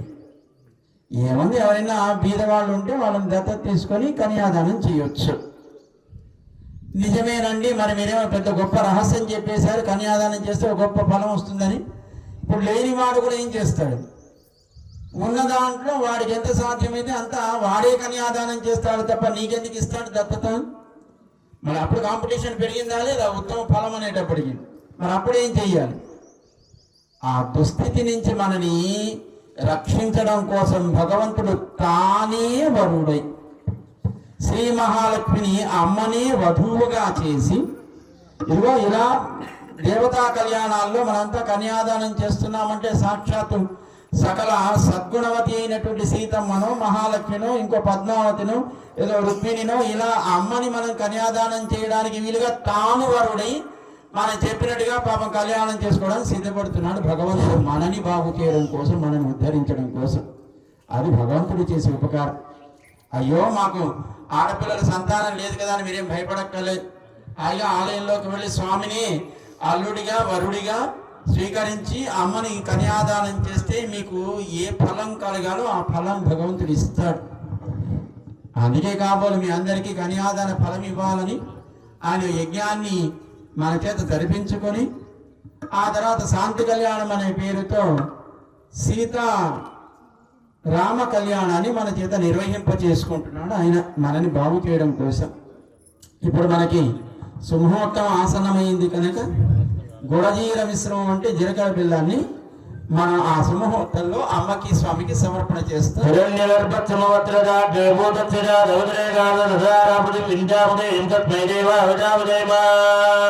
మహాలక్ష్మీ మాంగళ్యాం తుభ్యాం దాస్యామి విష్ణవే గృహాణయోగాయోక్షేమపురుషోత్తమే అదా దేవీ గోభూదానైరణ్య సాలగ్రమ షోడశమాదానాని గరిష్యేదనం జల్భ్య తత చూర్ణికాపడే స్వచ్ఛాదిదాత్నానాం నిజగురుదైవత్యానాం సమస్త జగదాధార మహామాండోపకూర్మయజ్ఞవరాః శ్వేతపృథివీనాం సమస్త మంగళాలంకృతస్య సకల కళ్యాణ లక్షణ లక్ష్మీతమేతస్య శంఖచక్ర గదాధార్గా ఓం ధ్రువందే రాజావరుణ ధ్రువందే హో బృహస్పతే ధ్రువందేంద్రస్యాగ్నిశ్వరాజ్యం ధారయతాం ధ్రువం ధ్రువేణావిజా అయం బ్రహ్మణస్పతే.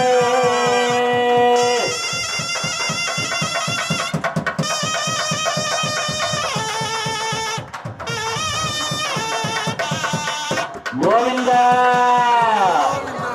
రామచంద్ర భగవానికి తదహాజననీం పుష్టిం జీవాం శివకరీం సజీం విమలాం విశ్వజననీం దుఃఖిం దారిద్ర్యనాశినీం ప్రీతిపుష్కరణీం జాంతాం శుక్లమాల్యాం పరాం ధియం భాస్కరీం బిల్వనిలయాం వరదాం వరలక్ష్మీం వధుప్రదాం శుభాం హిరణ్యప్రాకారాం సముద్రతనయాంజయాం నమామి మంగళాం దేవీం విష్ణువక్షస్థలసిదాం విష్ణుపత్నీం ప్రసన్నాక్షీం నారాయణసమాక్షితాం దారిద్ర్యతుంసినీం దేవీం సర్వోపద్రవవారిణీం నవదుర్గాం మహాకాళీం బ్రహ్మ విష్ణుజీవాత్మికాం త్రికాలజ్ఞాన సంపన్నాం నమామి భువనేశ్వరీం. ఇది అష్టోత్తరనామాం సమర్పయామి ధూపమాగ్రాపయామి. దీపం సందర్శయామి ధూపదీపానంతరం శ్రద్ధాచమనీయం సమర్పయామి. యదా మేలం కీర్తన మూర్ధ్వానం దివారతం పృథివ్యాయ వైశ్వానర్మృతాయ జాతమద్దింగమగుం సంరాజ మధుజన్యనామాసన్నాపాత్తుజనేంద్రదేవా. సాక్షాత్ దీపం సందర్శయామి ధూపదీపానంతరం దుర్గ ఆచమనీం సమర్పయామి. యదా భాగతః ఇదం నైవేద్యం ఉదకం ప్రోక్ష్య పరిహిత్యామృతీకృత్య ఓం దేవతత్వాదవద ప్రథమే అశ్వినోర్బాహుభ్యాం ఉష్ణోస్తాభ్యాం మాదదే హమ్మ హమ్మ హమదుంగ్రాణ స్వాహా. మధ్యే మధ్యే పానీయం సమర్పయామి ఉత్తరాభోజనం సమర్పయామి హస్తో ప్రక్షాళనం సమర్పయామి పాదో ప్రక్షాళనం సమర్పయామి తాంబూలం సమర్పయామి. మంగళ నీరాజన దీపం మానవయం తేజాదమే లోకామస్మృజంజగతో అభిప్రదగ్నావే ప్రియామా పరిపాదయ. పాలిత సప్తలోకే నిర్వాహకోరవిధనేమ ఘటాక్షలీలాం శ్రీరంగహరవదల మంగళ దీపరేఖాం శ్రీరంగరాజమైది శ్రియమాశ్రయామా. గోవింద బోల్ సీతారామచంద్ర భగవానికి.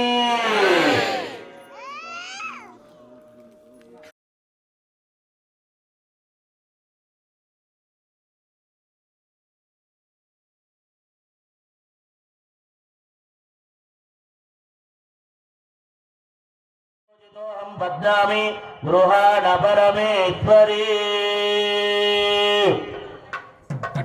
గోవింద బోల్ సీతారామచంద్ర భగవానికి. ఓం ధ్రువందే రాజావరుణో ధ్రువందే ఓం బృహస్పతి.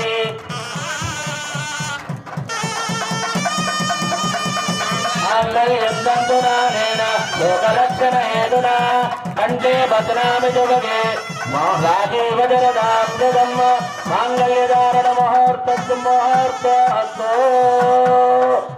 ఆ తర్వాత మంగళాక్షతలు ఓం ప్రజాపతి శ్రియామ్యసః విరిగడదలంబారు ప్రజాపతి శ్రియామ్యసః ముఖ్యయోరాశ్రం కామసదృప్తిమానందం తస్యాజ్ఞే భాజేహమా మోద ప్రమోద ఆనందః ముఖ్యయోర్నిదస్సభః.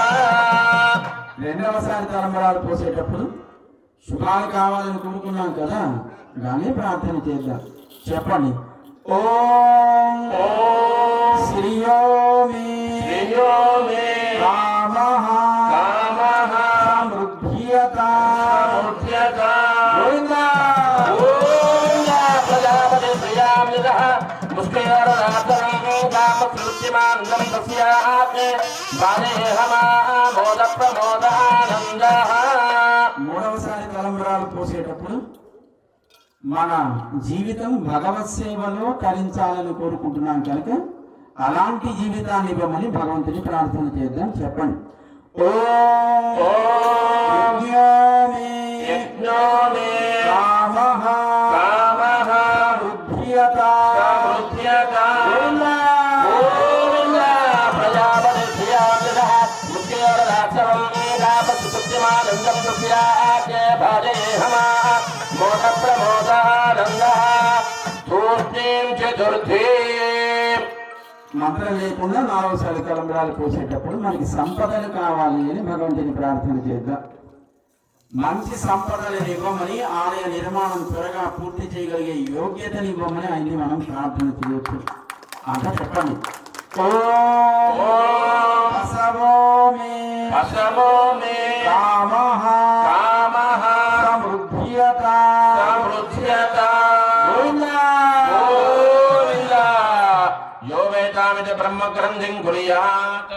ఆలయ నిర్మాణం త్వరగా మన చేత జరిపించుకోమని భగవంతుని ప్రార్థన చేస్తూ దానికి తగిన యోగ్యతనివ్వమని మన మానవ జీవితానికి ఆదర్శ పురుషుడైనటువంటి శ్రీరామచంద్రుడి చరిత్రని సంపూర్ణ రామాయణాన్ని యజ్ఞ రూపంలో మనం జరుపుకొని దానికి ఫలవంతము శాంతి కళ్యాణం కనుక సీతారాముల కళ్యాణ మహోత్సవాన్ని మనం ఇప్పుడు పూర్తి చేసుకుందాం. స్వామికి పట్టాభిషేకాన్ని మనం ఇప్పుడు జరుపుకుంటున్నాం. పట్టాభిషేకానికి 3 శ్లోకాలు ఉంటాయి. ఆ 3 శ్లోకాలని మనం ఇప్పుడు స్వామికి పట్టాభిషేకాన్ని సమర్పణ చేసేటప్పుడు మనం ఒకసారి స్మరిస్తాం. రాజాధిరాజమాధిపత్యమయం గౌతమో విజయస్తదా అభ్యసించన్నరవ్యాగ్రం ప్రసన్నేన సుగంధిన సలిలేన సాత్రాక్షం వదవో వాతవం యదా తతత్ర ప్రయతో వృద్ధో వశిష్ఠో బ్రాహ్మణై సహ రామం రత్నమయే పీఠే సహసీతం నివేదయేత్ వశిష్ఠో వామదేవశ్చ వ్యాపాలీరజగాశ్రవః కాత్యాయన యజ్ఞస్య గౌతమో విజయస్తదా వ్యాఘ్రం ప్రసన్నేన సుగంధిన సలిలేన సాత్రాక్షం వదవో వాసవం యదా. గోవిందా. రాజాదిరాజాయ ప్రసన్నజాయినే నమో వైంద్రేశ్వరాయ కూర్మయ సమేగామాయ మధ్యమ్మ కామేశ్వరో వైశ్వరో దదాతు కుబేరాయ వైశ్వరాయ మహారాజాయ నమః.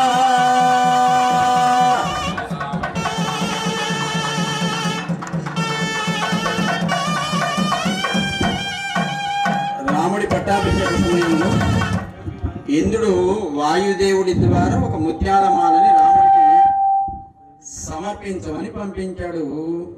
దాన్ని రాముడు స్వీకరించి దాన్ని సీతమ్మకి సమర్పణ చేస్తాడు. సీతమ్మ రాముడి అంతరంగాన్ని గ్రహించి సీతమ్మకి ఎవరు క్షేమాన్ని కలిగించారో, ఎవరి లాభాన్ని కలిగించారో, సీతమ్మకి ఎవరు మేలుని కలిగించారో వారికి దాన్ని బహుమానంగా ఇవ్వమని రాముడు మనసులో ఉండేటువంటి ఆ ఆంతర్యాన్ని భావించి తనకి ఆ మేలుని కలిగించింది ఎవరు? సీతమ్మకి హనుమంతుడు. కనుక ఆ ముత్యాలమాలని హనుమంతుడికి సమర్పణ చేస్తుంది సీతమ్మ. ఆ ఘట్టాన్ని మనం ఇప్పుడు దర్శిస్తున్నాం. గోవిందా.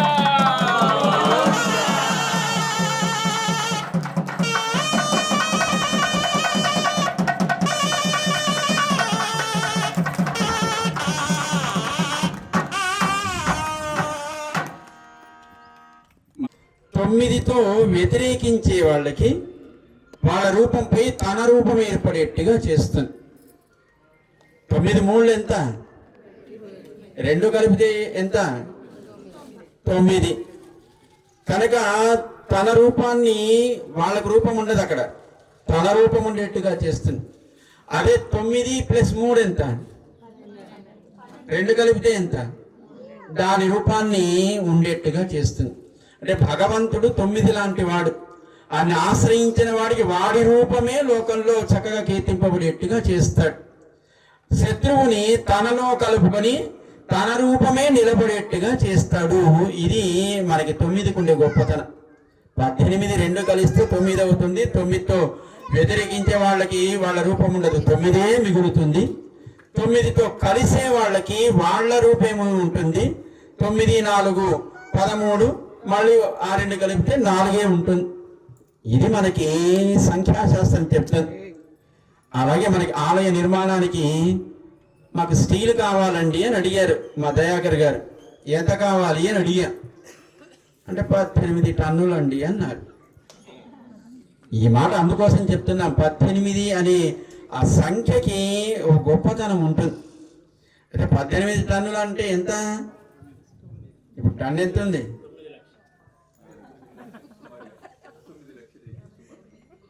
ఒక టన్ను ఎంత? 60,000 ఉంది.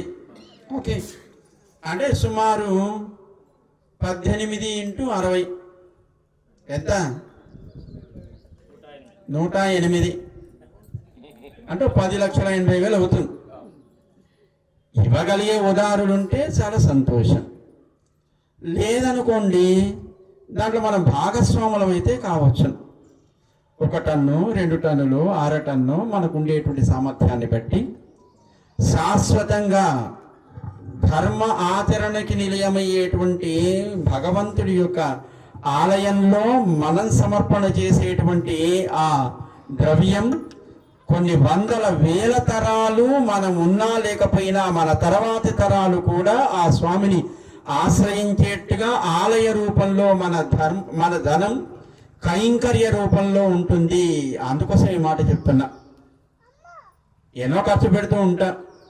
ఇంట్లో పెళ్లికని, పేరంటానికని, కొడుకు పుట్టినరోజుకని, అమ్మాయి పుట్టినరోజుకని, పిల్లవాడి చదువుకని, దానికి దీనికి మన కడుపు నింపుకోవడానికి ఎంత ఖర్చు పెడుతున్నామో మనకి తెలియదు. అదేంటండి సంపాదించేది అందుకోసమేనా కాదా? నిజమే. కానీ సంపాదించిందంతా మనమే మన కోసం ఖర్చు పెట్టుకుంటూ ఉంటే మనం ఆ సంపాదనతో పాటు పాపాన్ని కూడా మూట కట్టుకుంటూ ఉంటాం. దాంట్లో కొంతైనా ధర్మం కోసం, దైవం కోసం ఖర్చు పెడితే మీరేం 50% ఇవ్వక్కర్లేదు, 70% ఇవ్వక్కర్లేదు. 10% ఇవ్వండి చాలు. 90% మీకోసం ఖర్చు పెట్టుకోండి. కానీ మీరు 90% ఖర్చు పెట్టడం వల్ల వచ్చే ఆ పాపం లేకుండా చేస్తుంది మీరిచ్చే ఆ 10% ధర్మంకో దైవంకో ఇచ్చినప్పుడు. అందుకోసం మనం చెప్తున్నాం. నిజానికి ఆలయ నిర్మాణం ఏ దయాకర్ గారి ఇంటిది కాదు, లేకపోతే ఇంకొకళ్ళ ఇంటిది కాదు. ఆయన విశ్వ హిందూ పరిషత్ 4 స్టేట్స్కి ఆయన న్యాయవాదిగా ఉన్నారు. విశ్వ హిందూ పరిషత్ సమాజంలో మన ధర్మాన్ని ఎప్పుడూ రక్షించడానికి ఒక సంస్థ పనిచేస్తుంది. ఆయన ఇంటి కోసమో కాదు, మీ ఇంటి కోసమో, మా ఇంటి కోసమో కాదు. ఆలయం అనేది సమాజానికి ఆస్తి. మన ఇల్లు కట్టుకుంటే అది మన ఆస్తి, మన పిల్లల ఆస్తి. కానీ ఆలయం అనేది మన ఆస్తి కాదు, మన పిల్లల ఆస్తి కాదు, అది సమాజపు ఆస్తి. ధర్మానికి ఒక అస్తిత్వాన్ని, ఒక ఉనికిని కలిగించేది ఎప్పుడు కూడా ఆలయం అవుతుంది. మనకు ఆస్తులు కావాలా, ధర్మపు అస్తిత్వం కావాలా? మన ఆస్తులు పెంచుకుందామా, ధర్మానికి అస్తిత్వాన్ని పెంచుదామా? అందుకోసం ఆలయాన్ని నిర్మాణం చేయాలి అని మీరంతా సిద్ధపడ్డారు. చాలా సంతోషం. మీ అందరికీ మంగళాశాసనం చేస్తున్నా. మంచి సంపదలని భగవంతుడు మీ అందరికీ ఇచ్చుగాక అని. అయితే ఎప్పుడు మంచి సంపదలు అవుతాయి? దాంట్లో కొంతైనా మళ్ళీ ఆయన కోసం ఖర్చు పెట్టినప్పుడు. కనుక ఆయన ఇచ్చి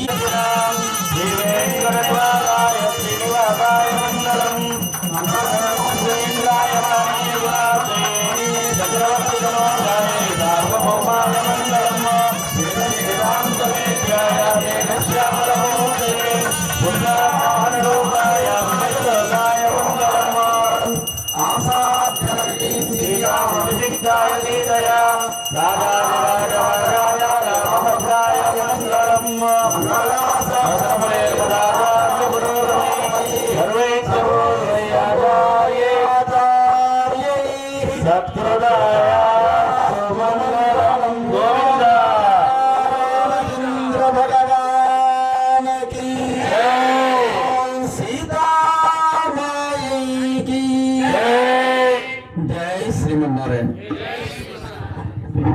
సంపాదించే దాని లోపల కొంతైనా మనం భగవంతుని గురించి ధర్మం గురించి వెచ్చించినట్టయితే మనము సంపాదించే సంపాదన ఏదైతే ఉందో దానివల్ల మన పిల్లలకు కానీ మన వంశ వృద్ధి కానీ ఇవన్నీ జరుగుతాయని స్వామివారు ఇప్పుడే తెలియజేశారు. దానికి అనుగుణంగానే మనకు ఒక 18 ఇట్టలు ఖర్చు పెట్టుంటాం. కానీ ఇప్పుడు తిరుపతి కూడా ఎంతో మంది ప్రతి రోజుకు ఒక 4 కోట్ల రూపాయలు వస్తుంటాయి. కానీ అవన్నీ కూడా స్వామివారికి సమర్పించినట్టే ఉంటది. కానీ ఆ తిరుపతి టెంపుల్ కట్టడానికి నిర్మాణం లోపల పాల్గొన్నట్టుగా ఉండదు. అందుకే భక్తులు గమనించాలి ఈ విషయాన్ని. ఎందుకంటున్నంటే మనం ఇక్కడ దివ్యమైన దేవాలయం నిర్మాణం చేయబోతున్నాం కాబట్టి ఆ నిర్మాణం లోపల ప్రతి ఒక్కరు పాల్గొనాలని అంటే ఇప్పుడు దీనికి సంబంధించిన దాని లోపల మనం పాల్గొన్నట్టయితే ఆ ముక్తి కూడా మనకు వస్తుందని భక్తులకు తెలియజేస్తూ ఈ సమయాన్ని ఇచ్చిన మీ అందరికి కూడా ధన్యవాదాలు తెలుపుతూ అదే విధంగా ఈ గుడి నిర్మాణం లోపల ప్రతి ఒక్కరు ఎవరైతే ఉద్యోగ విరమణ చేసే వాళ్ళు ఉంటారో వాళ్ళు కూడా ఇక్కడికి వచ్చి వారి యొక్క సమయాన్ని వృధా చేసుకోకుండా ఈ దేవాలయం లోపల స్వామివారి సన్నిధిలో వారి యొక్క సమయాన్ని ఇవ్వాల్సిందిగా భక్తులకు అందరికీ కోరుకుంటూ ఈ అవకాశం. నేను ఇక్కడ కార్యక్రమాలు చేసేప్పుడు మీరందరూ కార్యక్రమం అనేది ఏదో ఒక్కరో ఇద్దరు చేస్తే జరిగే పని కాదు. మనందరం కూడా ఇన్వాల్వ్ అయ్యి తలా కాస్త చెయ్యి, మనం ధన రూపేణ కాకపోయినా కనీసం చిన్న పనులు చేసినా ఏదైనా పనిని సూపర్వైజ్ చేసినా ఇబ్బంది లేకుండా ఉంటుంది. ఈసారి తక్కువ మంది ముందుకు రావడం వల్ల చాలా ఇబ్బంది పడుతున్నాం. కొంతమంది ఉండడం వలన పనులు చేసుకోవడానికి చాలా కష్టం అవుతుంది. మరి ఈసారి కొంచెం మీరందరూ కూడా పెద్ద మనసు చేసుకొని గుడి కార్యక్రమాల్లో పాల్గొనండి. అట్లాగే పూజ జరిగినప్పుడు కూడా మనందరం వస్తే మనందరికి మంచి జరుగుతుంది. బట్ కొంతమంది మరి కారణం ఏంటో నాకు తెలీదు, రావట్లేదు. దయచేసి రెగ్యులర్గా గుడికి రండి. అలాగే దేవాలయ కార్యక్రమాల్లో కూడా పాల్పంచుకుంటే బాగుంటుంది. అండ్ మరీ ముఖ్యంగా దేవాలయం స్లాబ్ దగ్గరికి వచ్చింది. సో ఎవరైనా సహాయం చేయగలిగితే, మీరు కాకపోయినా మీ బంధువుల ద్వారా అయినా సరే, మీకు తెలిసిన వాళ్ళ ద్వారా అయినా సరే, వాళ్ళు ఎంత సహాయం చేయగలిగినా, ఒక స్టీల్ రాడ్ ఎంత సేవ చేయగలిగినా స్వామి గారు చెప్పారు. సో మరి ఎంత సేవ చేయగలిగినా ఒక్క స్టీల్ రాడ్ అయినా సరే వారు సమర్పించవచ్చు దేవాలయానికి. సో మీకు తెలిసిన బంధువులకైనా చెప్పండి. ఎవరెంత చేయగలిగితే అంత చేయండి. ధన్యవాదాలు. విశేషం చేత మన స్వామివారు దేవరావ జీర స్వామి వారు మనం ఎప్పుడు వెళ్ళినా కూడా ఆశ్రమానికి వెళితే తప్పకుండా సహకరిస్తామంటూ మనకి ఈ కార్యక్రమానికి ఎంత బిజీ ఉన్నా కూడా వారు తప్పకుండా రామ పట్టాభిషేకం అంటే మేము రాకుండా ఉంటామా అని చక్కగా మనకు అనుగ్రహాలు ఇంత సమయాన్ని ఇచ్చి మనందరినీ ఈ విధంగా అనుగ్రహిస్తున్నారు. వారి మంగళాశాసనాల ద్వారా వారు వచ్చారు అంటే చక్కగా వారి ద్వారానే మనము శంకుస్థాపనాది కార్యక్రమాలు చేసుకున్నాం.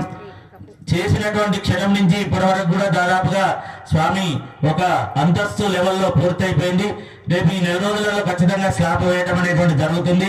ఆ స్వామివారి యొక్క మంగళాశాసనాల ద్వారా ప్రారంభమైనటువంటి గుడి మరి పాల్గొన మాసంలో మళ్ళీ వచ్చేటువంటి పాల్గొన మాసంలో వారి ద్వారా మళ్ళీ వీళ్ళైతే మన పెద్ద గురువు గారు అయినటువంటి జీరస్వామి గారిని కూడా వేంచేపు చేసుకొని ప్రతిష్ఠ చేసుకోవాలనేటువంటి సంకల్పం అనేటువంటిది మనం చేసుకున్నాం. తప్పకుండా మళ్ళీ పాల్గొన మాసంలో మనం ప్రతిష్ఠ చేసుకోవాలని అందరం సంకల్పించుకున్నాం. వారి మంగళాశాసనం కూడా మనం తీసుకున్నాం. జై శ్రీమన్నారాయణ. కమిటీ వారు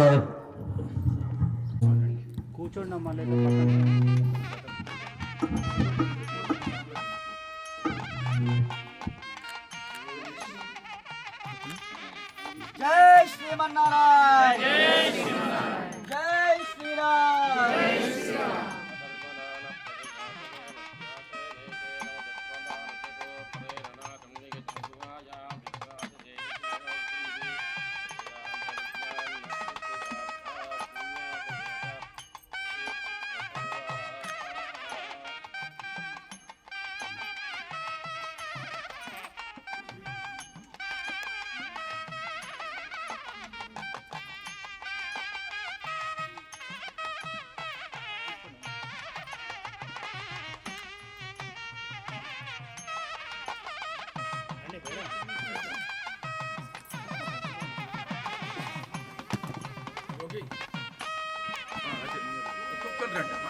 ఇబ్బంది లేకుండా